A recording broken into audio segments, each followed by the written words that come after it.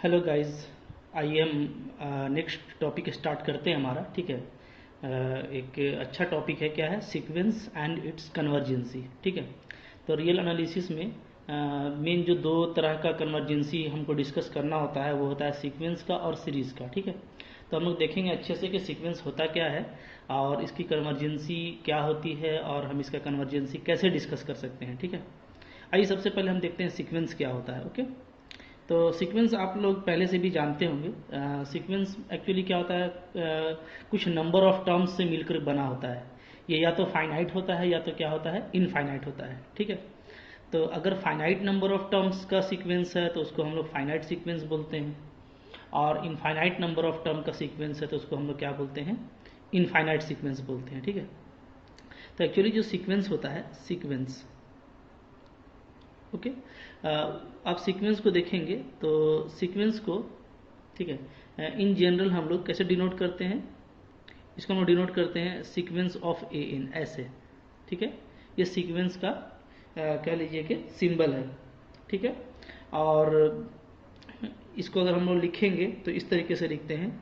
ठीक है, कैसे, A1 A2 A3, क्लियर है। ठीक है, तो A1 A2 A3 इस तरीके से इसको हम लोग पूरा करेंगे तो इसी में आपका फिर AN आएगा और ये कंटिन्यू होता जाता है। ठीक है, तो ये फाइनाइट भी हो सकता है और इनफाइनाइट भी हो सकता है। ठीक है, तो इसका जो जनरल टर्म है वो AN कहलाता है और इसको हम ऐसे लिखते हैं।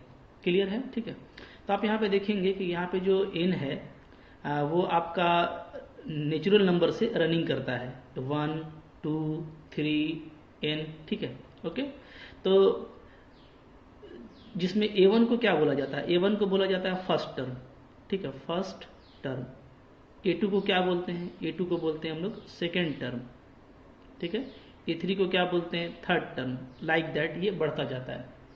ओके, तो फर्स्ट मैंने यानी 1 से फर्स्ट, 2 से सेकेंड, 3 से थर्ड, इस तरीके से। ओके, तो अगर हम लोग देखें अच्छे से समझें तो है क्या, तो असल में ये एक मैपिंग आपको लग रहा होगा जो नेचुरल नंबर से रियल नंबर है। ठीक है, इसलिए कि ये जो A1 A2 A3 है, ठीक है, ये क्या है, ये आपका कोई भी रियल नंबर हो सकता है, where AI is equal to real number. ठीक है, तो ये कोई भी रियल नंबर हो सकता है। ओके, लेकिन यहाँ पे जो आई है मेरा 1 2 3, ये क्या है, ये आपका दिख रहा है क्या है, ये नेचुरल नंबर है।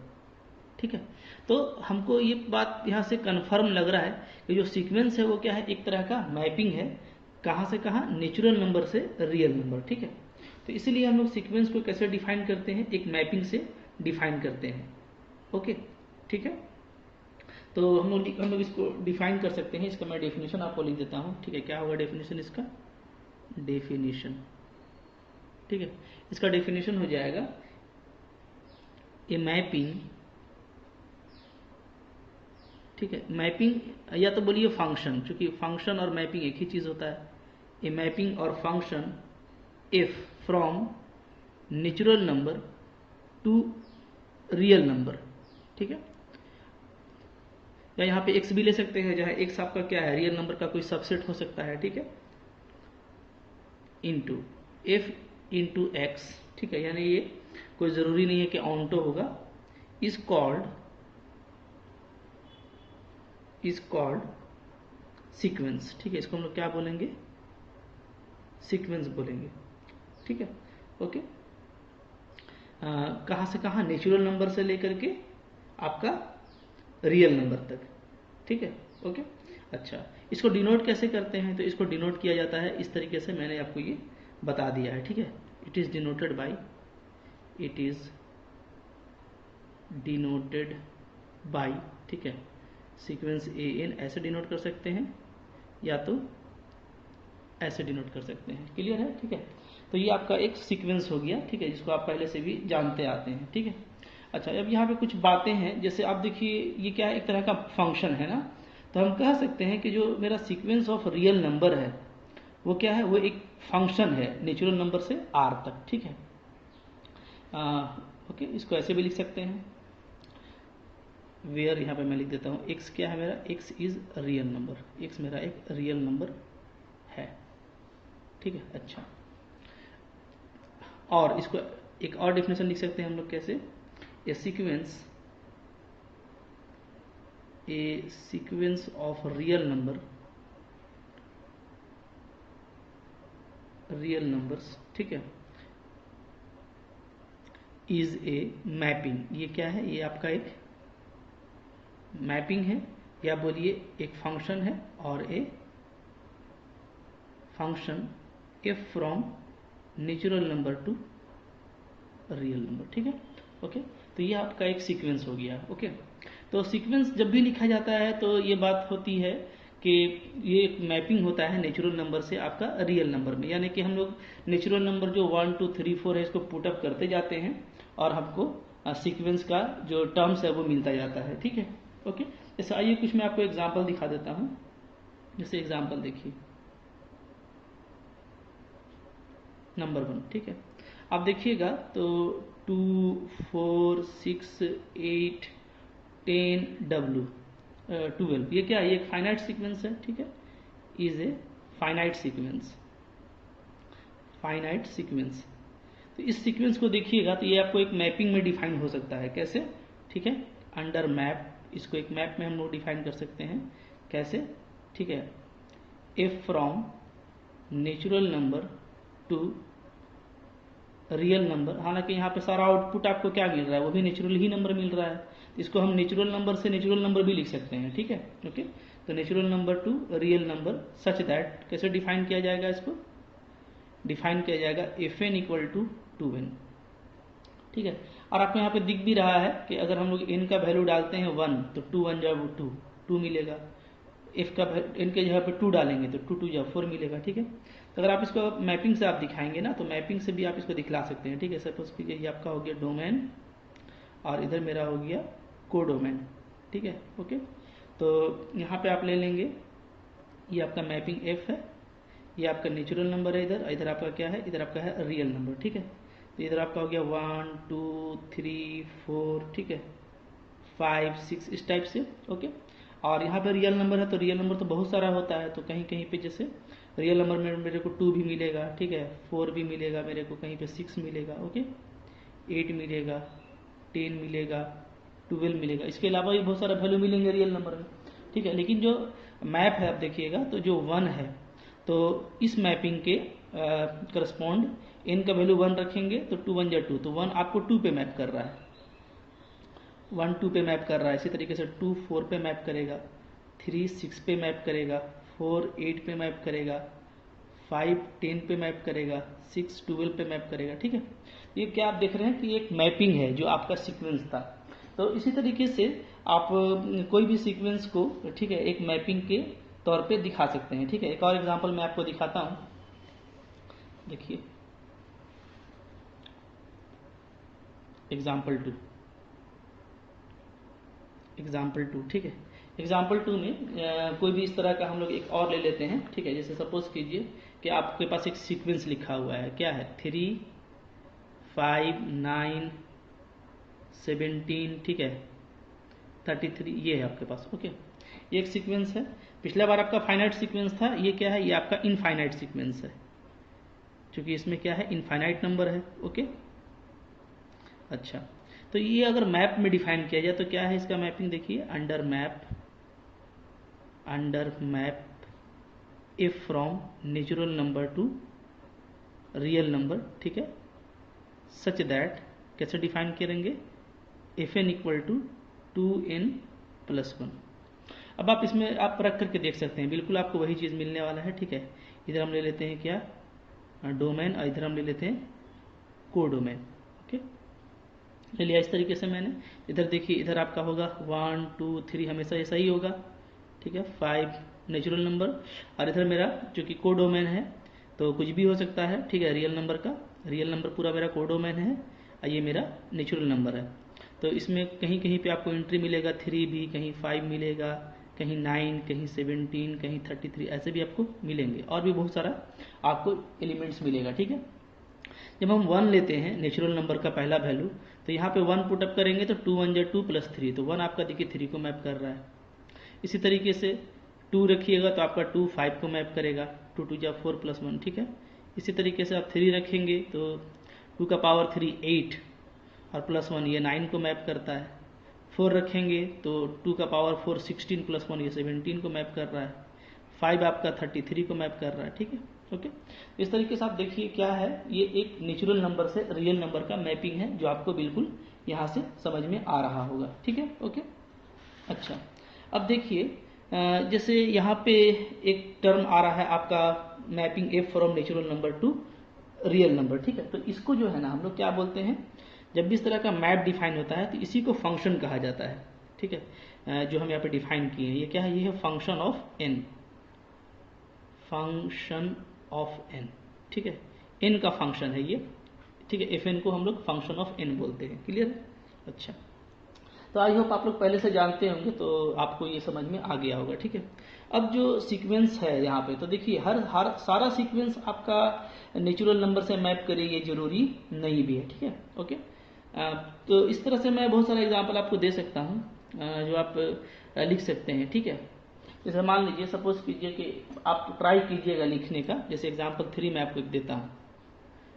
एग्जाम्पल 3, ठीक है, क्या है, आपके पास वैल्यू है, ठीक है, -1 2 -3 4। ठीक है, इस तरह का आपको एक सीक्वेंस दिया हुआ है। ओके, तो अगर आप इस सीक्वेंस को देखेंगे, ये जो सीक्वेंस ऑफ नंबर है, ठीक है, तो ये जो सीक्वेंस आपको गिवन है, तो इस सीक्वेंस में जो मैपिंग है वो क्या हो सकता है, तो ये आपका मैप है। ठीक है, is a map F from natural number to real number. ठीक है, सच दैट, आप खुद से सोचिए और नहीं सोच पाते हो तब आप फिर वीडियो देखिए। ठीक है, तो ये आपको दिख रहा होगा कि चूंकि ये है क्या रहा है, ये आपका सारा जो है नेचुरल नंबर ही है अल्टरनेटिव साइन के साथ, तो यहाँ पे हम इसको ऐसे लिख सकते हैं एफ एन -1 का पावर n। ठीक है, और फिर यहाँ पे n से मल्टीप्लाई कर दीजिएगा तो आपका काम बन जाएगा। ओके, तो अगर n का वैल्यू 1 लेंगे तो -1 आ जाएगा, 2 लेंगे तो -1 का स्क्वायर प्लस तो 2 आ जाएगा। ठीक है, इस तरीके से आप देख रहे हैं कि सारा कुछ जो है आपका एक नेचुरल नंबर से रियल नंबर की तरफ मैप कर रहा है। हाँ, लेकिन एक नोट आप याद रखिए, नोट, ठीक है, क्या है नोट, कि ये हमेशा आपका पॉसिबल नहीं है कि इस तरह का जो हम अलजेब्राइक फॉर्मुलेशन कर रहे हैं, ठीक है, जनरल टर्म का, वो हम कर पाए। ठीक है, तो ये ऑलवेज पॉसिबल नहीं है। ठीक है, तो it should not be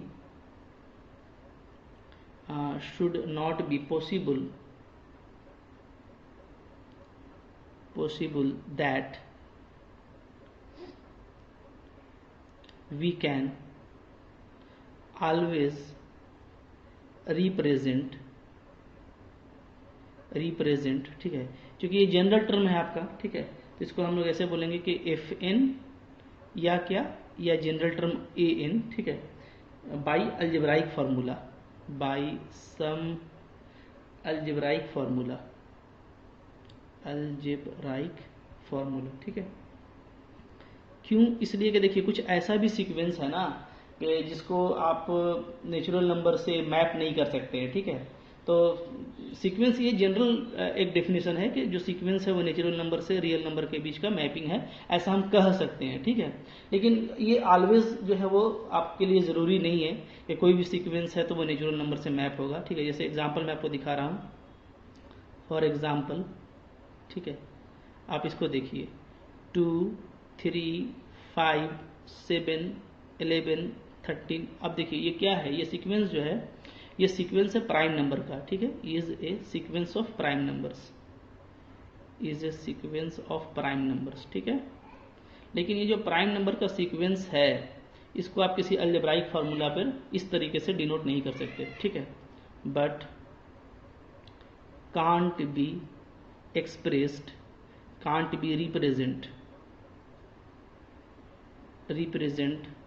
by algebraic formula, लेकिन इसको आप किसी algebraic फार्मूला से नहीं दिखा सकते। ठीक है, ओके, तो इस तरह का कुछ सीक्वेंस है, एक्सेप्शन है आपके पास में, जो क्या है आपको इस तरह का कोई algebraic फार्मूला जिसमें n हो। ठीक है, algebraic फार्मूला, ठीक है, एज इन जनरल टर्म ये आप नहीं दिखा सकते।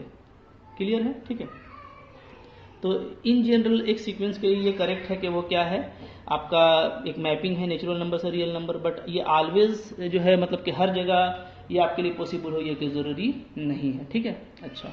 इसके बाद एक डेफिनेशन है हम लोग का फाइनाइट और इनफाइनाइट सीक्वेंस का, तो वो तो आप खुद से लिख सकते हैं। ठीक है, आपको आप समझ में आ गया होगा कि फाइनाइट सीक्वेंस जिसमें फाइनाइट नंबर ऑफ एलिमेंट होता है, और इनफाइनाइट जिसमें इनफाइनाइट नंबर ऑफ एलिमेंट होता है। ठीक है, तो नंबर ऑफ एलिमेंट के हिसाब से आप एक सीक्वेंस को क्या कर सकते हैं, फाइनाइट और इनफाइनाइट दो तरीके से लिख सकते हैं। क्लियर है? ठीक है, तो जिसे यहाँ पे आप मैं लिख देता हूँ, आप इसको लिख लीजिएगा, फाइनाइट सीक्वेंस। ठीक है, और एक क्या होगा आपका इनफाइनाइट सीक्वेंस।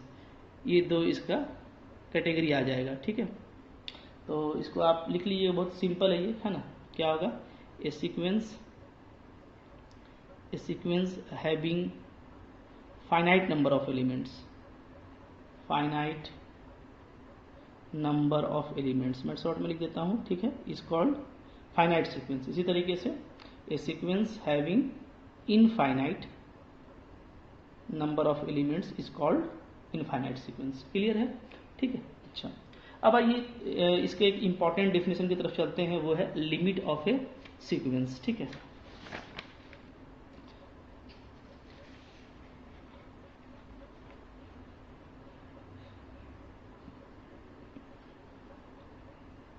देखिए इसके बाद हम लोग का जो टॉपिक है वो है क्या, लिमिट ऑफ ए सीक्वेंस। ठीक है, एक सीक्वेंस का लिमिट क्या होता है। ठीक है, आप लिमिट पॉइंट पीछे पढ़ के आ रहे हैं तो आपको काफ़ी हेल्प मिलेगा लिमिट को समझने में। ठीक है, तो आइए हम लोग पहले लिमिट ऑफ ए सीक्वेंस का डेफिनेशन लिख लेते हैं।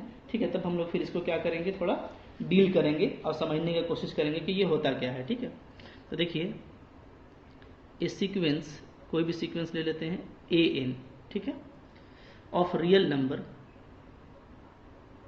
Of real number is said to have limit l। ठीक है, मान लेते हैं कि ये एक सीक्वेंस है और इसका कोई लिमिट है l। ठीक है, तो इसको कब लिमिट कहेंगे, if to epsilon greater than zero however small. ठीक है, ये जो एप्सिलम ग्रेटर देन जीरो है ये बहुत छोटा भी हो सकता है। There exist a natural number, ठीक है। कुछ बुक में यहाँ पे पॉजिटिव इंटीजर लिखा रहता है, तो आपको पता है दोनों एक ही चीज़ है, नेचुरल नंबर या पॉजिटिव इंटीजर। ठीक है, there exist a natural number m, okay, such that a n minus l is less than epsilon for all n greater than equal to m। ठीक है, okay, and we denote it as limit n tending to infinity a n equal to l। ठीक है, अच्छा। अब आइए इसको थोड़ा हम लोग समझते हैं। ओके, पहले तो देखिए लिमिट ऑफ ए सीक्वेंस ये है क्या चीज़। हाँ, बोलता है कि कोई भी सीक्वेंस आप लेंगे, ठीक है, तो वो सीक्वेंस ए एन का एक लिमिट एल हो सकता है। कब, जब एक बहुत छोटा क्वांटिटी भी क्यों ना हो अगर हमको मिले, जैसे एप्सिलम ग्रेटर देन जीरो। ठीक है, तो उस एप्सिलम ग्रेटर देन जीरो के लिए, ठीक है, मेरे पास जो एब्सोल्यूट वैल्यू होगा ए एन माइनस एल, ये लेस देन एप्सिलम होगा। ठीक है, for all this N greater than equal to M, यानी कोई नेचुरल नंबर आपको मिलेगा, उस नेचुरल नंबर से बड़ा जब हो जाएगा एन, तो उन सारे बड़े नेचुरल के लिए, ठीक है, क्या होगा, ये जो एब्सोल्यूट वैल्यू है ये लेस देन एप्सिलम होगा। ठीक है, तो मैं आपको ये थोड़ा समझा देता हूँ, काफ़ी आप आसानी से इसको समझ लेंगे। ठीक है, से सपोज कीजिए, पहले मैं एक आपको लाइन पे इसको समझाता हूँ। ठीक है, देखिए समझिए आप इसको अच्छे से। जैसे मान लीजिए कोई सीक्वेंस है आपका, ठीक है, सीक्वेंस का वैल्यू देखिए इस तरीके से हो रहा है। मैं आपको यहाँ पे वैल्यू दिखा रहा हूँ। ठीक है, आप बस वैल्यू देखते जाएं आप।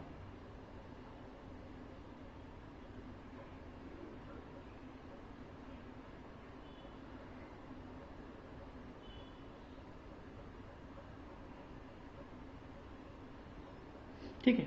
अगर आप देखेंगे तो ये जो सीक्वेंस है आपका, आप क्या देख रहे हैं कि ये सीक्वेंस जो है वो एक वैल्यू के पास में जा करके क्या हो रहा है, बिल्कुल जमा होते जा रहा है। ठीक है, इसी को हम लोग कन्वर्ज भी बोलते हैं। ठीक है, कन्वर्ज हो रहा है मतलब तो बिल्कुल एक जगह पे जाके जमा हो रहा है। ये सपोज कि यहाँ पे एक वैल्यू है एल, ठीक है, और ये मेरा सीक्वेंस है, जो नंबर ऑफ टर्म आप देख रहे हैं ये एक सीक्वेंस ए एन का नंबर ऑफ टर्म्स है। ठीक है, तो हम लोग क्या देखते हैं कि जैसे एल, ये एल है, ये आपका ए1 है। ठीक है, तो ए1 ये जो एब्सोल्यूट वैल्यू होता है इसका मतलब क्या होता है। ठीक है, ये मैं यहाँ पे आपको समझा रहा हूँ तो आप इसको समझिएगा बढ़िया से।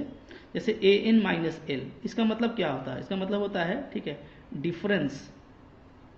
क्या डिफरेंस, पॉजिटिव डिफरेंस, क्योंकि ये मॉडुलस लगा हुआ है, एब्सोल्यूट है। ठीक है, तो इसको हम लोग बोलते हैं positive difference. Positive difference between, ठीक है, between value A N and L. ठीक है, ए एन और एल के बीच में जो डिफरेंस है वैल्यू का वो बतला रहा है, यानी जो गैप है। ठीक है, इसको आप ऐसे ही बोल सकते हैं। ठीक है, क्या gap between A N and L.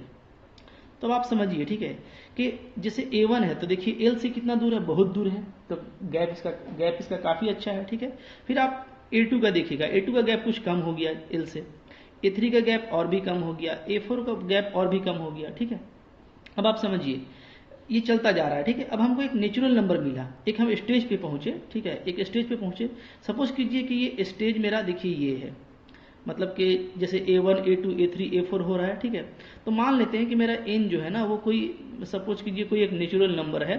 ठीक है, क्या 1 लाख, 1 लाख है। ठीक है, तो अगर 1 लाख के पास अगर n पहुंच, 1 लाख तक हम ऐसे आते गए। ठीक है, तो इसके बाद हम देख रहे हैं कि जो भी आ रहा है मेरा 1 लाख से बड़ा पर जो वैल्यू आ रहा है, जैसे ए का वैल्यू 1 लाख 1, ए का वैल्यू सफिक्स 1 लाख 2, तो ये सारा वैल्यू क्या है, ये सारा वैल्यू का देखिएगा तो अगर जो गैप है एल से वो बिल्कुल क्या हो गया है, खत्म होता जा रहा है। ठीक है, और जो गैप है वो बिल्कुल जीरो तो नहीं है लेकिन जीरो के करीब है।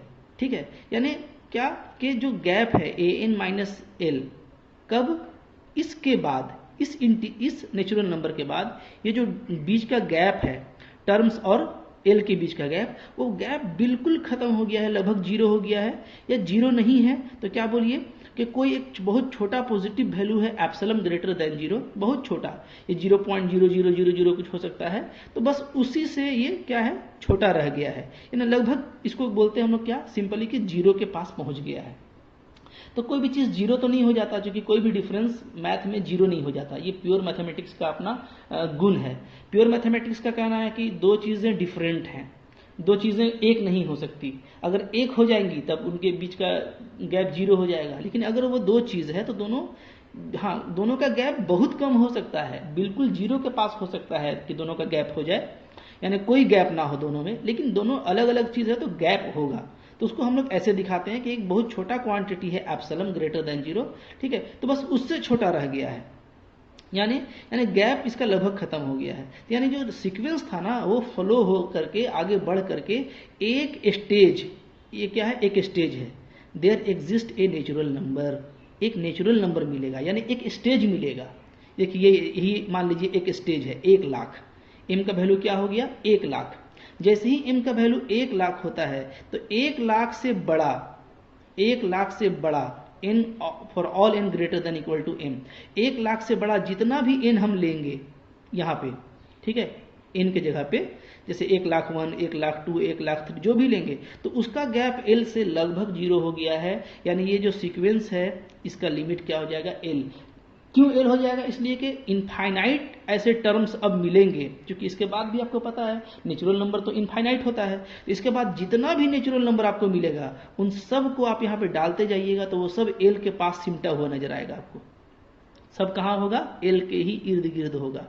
ठीक है, तो इसीलिए एल को क्या बोलेंगे हम लोग, लिमिट पॉइंट। तो इसी को देखिए काफी खूबसूरत तरीके से प्योर मैथमेटिक्स में लिखा जाता है कि कोई सीक्वेंस है तो उसका लिमिट एल होगा, कब, जब जो गैप है, ये गैप होता है absolute difference between A N minus L, ये बिल्कुल छोटा रह जाएगा आफ्टर ए स्टेज, जितना भी n उसके बाद मिलेगा उस स्टेज के बाद, for all n greater than equal to m, उस स्टेज के बाद जितना भी n मिलेगा सब पर वैल्यू क्या हो जाएगा, बिल्कुल l के इर्द गिर्द हो जाएगा, यानी जो लिमिट है सीक्वेंस का वो l हो जाएगा।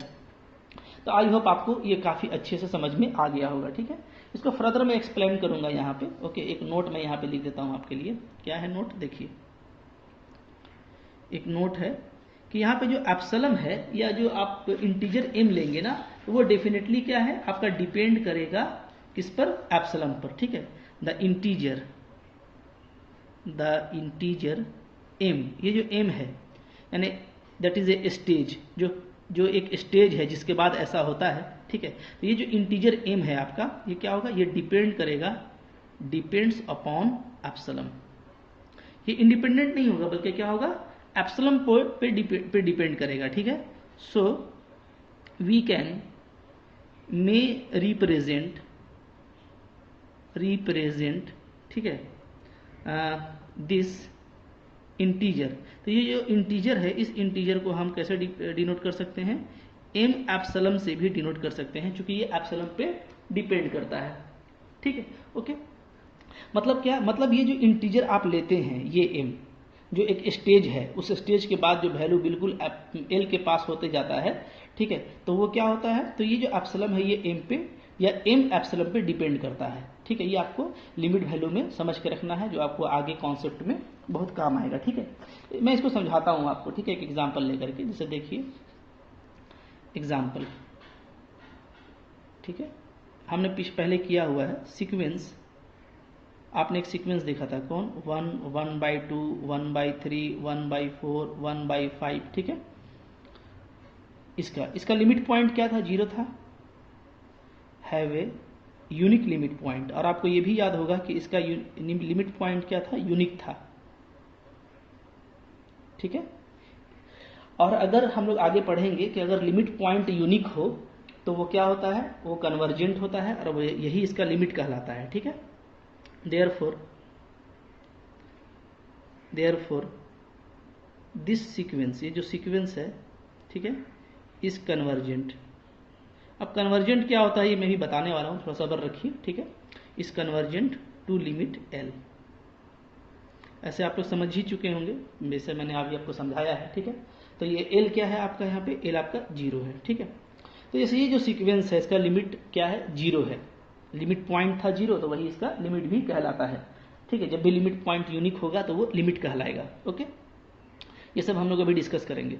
तो अब देखिए कि जैसे इसका लिमिट आपका 0 है, तो इसको मैं समझा रहा हूँ आपको। ठीक है, इसका जो जनरल टर्म होगा वो क्या लिखेंगे, इसका जनरल टर्म होगा 1/n, है ना, n का वैल्यू 1 डालेंगे, 2 डालेंगे, 3 डालेंगे तो मिलता जाएगा। ठीक, अब आइए आप देखिए, इसको मैं यहाँ पे समझा रहा हूँ बढ़िया से आपको। ठीक है, काफ़ी अच्छे से आप समझेंगे और आपको खूब मज़ा भी आएगा। ठीक है, ये सब आपका कॉन्सेप्ट है, ये सब कॉन्सेप्ट आपका जितना बेस्ड रहता है ना, आपका रियल एनालिसिस उतना अच्छा होगा।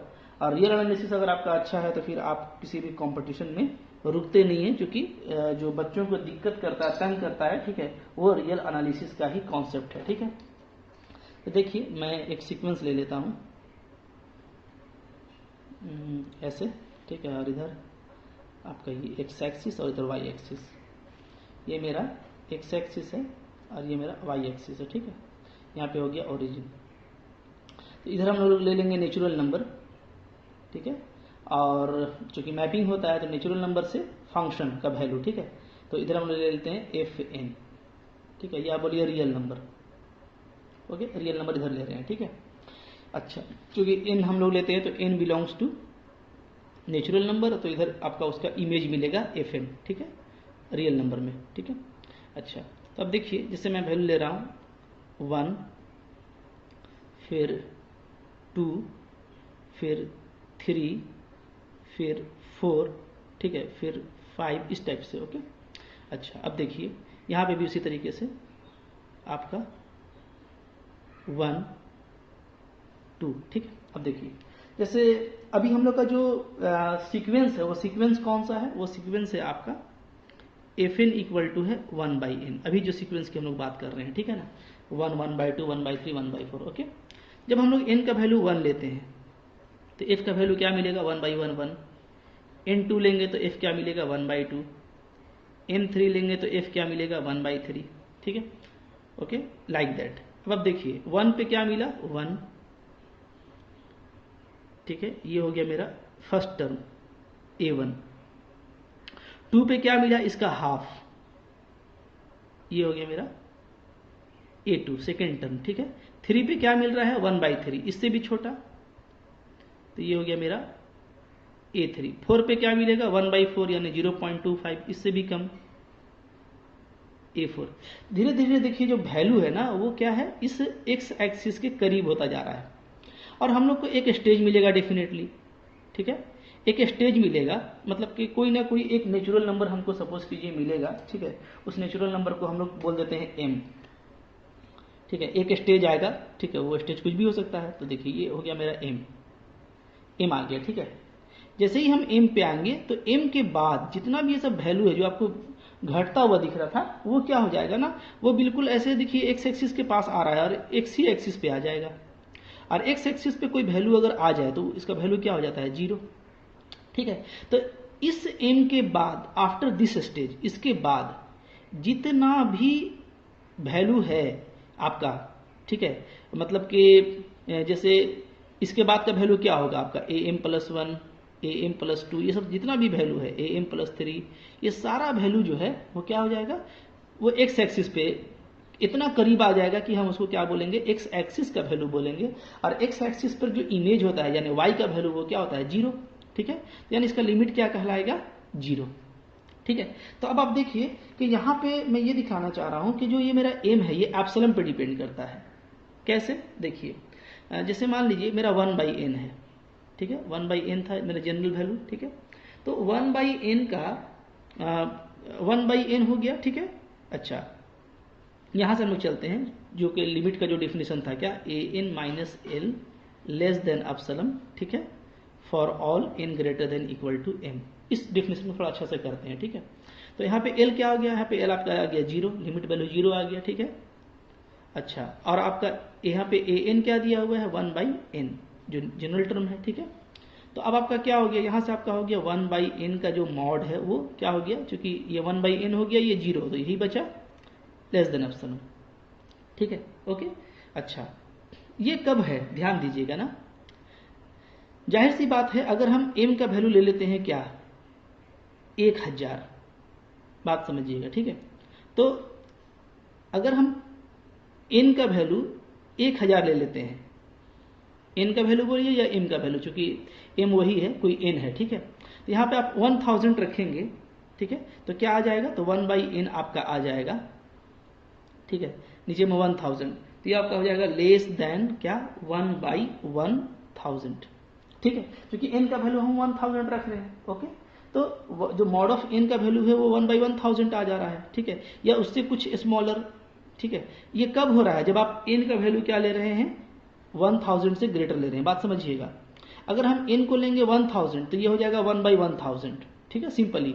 लेकिन अगर हम n को 1000 से ग्रेटर लेते हैं, माने इसके बाद का कोई वैल्यू, जैसे मान लीजिए 1001 लेते हैं, तो 1/n का वैल्यू क्या हो जाएगा, इसका वैल्यू हो जाएगा 1/1001। तो 1/1001 क्या है, 1000 से स्मॉलर है, क्लियर है, ठीक है, ओके। तो n का वैल्यू अगर हम 1000 से ग्रेटर लेते हैं तो मेरा मॉड 1/n क्या आता है 1000 आता है। इसी तरीके से अगर हम n का वैल्यू क्या ले लें, एक जो है लाख से ज़्यादा ले लें, ठीक है, इसका वैल्यू क्या आ जाएगा 1 लाख से, ठीक है। और ये 1 लाख क्या है, ये आपका देखिएगा कितना 0 के करीब आ चुका है ये,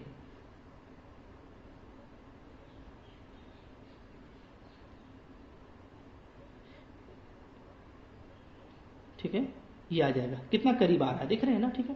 तो इसी तरीके से आप देख रहे हैं कि ये जो वैल्यू लिया जा रहा है यहाँ पे, ये जो वैल्यू है, तो इसी पे जो एप्सिलॉन है, एप्सिलॉन वो डिपेंड कर रहा है, ठीक है।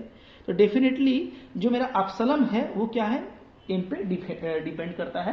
तो यहाँ से ये बात क्लियर हो गया। आप इसको 1 करोड़ ले लेंगे तो ये 1 करोड़ धीरे धीरे आपके 0 के करीब आ जाएगा। तो हम लिख सकते हैं हेंस, ठीक है, हेंस वी कैन राइट, हम क्या बोल सकते हैं, वी कैन राइट और से, और वी कैन से, और हम बोल सकते हैं कि जो मेरा n है, ठीक है, n डिपेंड्स अपॉन मतलब एम, ठीक है, जो कि एक स्टेज होता है, चूंकि एन का कुछ एक स्टेज है तो उसको हम लोग एम से डिनोट करते हैं, तो we can say M depends upon epsilon. M क्या है आपका, एप्सिलॉन पे डिपेंड करता है, ठीक है।